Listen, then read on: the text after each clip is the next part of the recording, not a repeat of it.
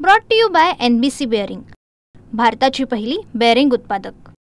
अनुसूचित जमातीमध्ये आरक्षण देण्याच्या मागणीसाठी बंजारा समाज एकवटला। चंद्रपुरातील राजुरा, नांदेडच्या नवामोंढा आणि वाशिममध्ये भव्य मोर्चे। अहिल्यानगर, परभणी, बीडमध्ये शेतीचे प्रचंड नुकसान। अहिल्यानगरच्या करंजीमध्ये कांद्याच्या शेतात 1.5 ते 2 फूट पाणी साचलेलं, शेकडो एकरवरील पिकं पाण्याखाली।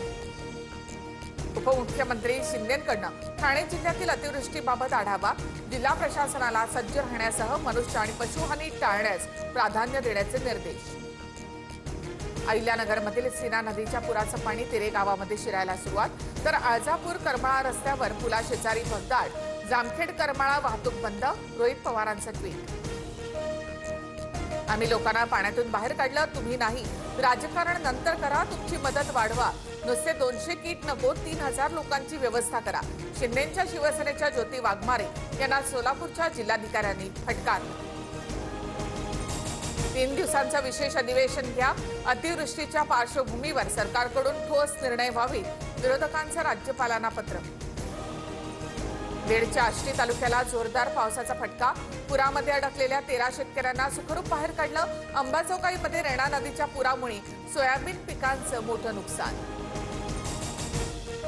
गुंडा निलेश घायवळचा आणखी एक कारनामा। लंडनला पळून जाण्यासाठी अहिल्यानगरचा बनावट पत्ता वापरल्याचं उघड। कोथरूड गोळीबार प्रकरणावरून घायवळ टोळीवर मकोका अंतर्गत कारवाई। बदलापूरमध्ये मराठीबद्दल अपशब्द वापरणाऱ्या भाजी विक्रेत्याला मनसे कार्यकर्त्यांचा चोप। अतिक्रमण कारवाईवेळी पालिका कर्मचाऱ्यांसोबतच्या बाचाबाचीत भाजी विक्रेत्याकडून मराठीबद्दल अपशब्द। पूरग्रस्तांना 12वी परीक्षेचा फॉर्म भरण्यासाठी मुदतवाढ। पूरग्रस्त भागातील विद्यार्थ्यांना 15 दिवसांची मुदतवाढ। Brought to you by NBC bearing, भारताची पहिली बेअरिंग उत्पादक।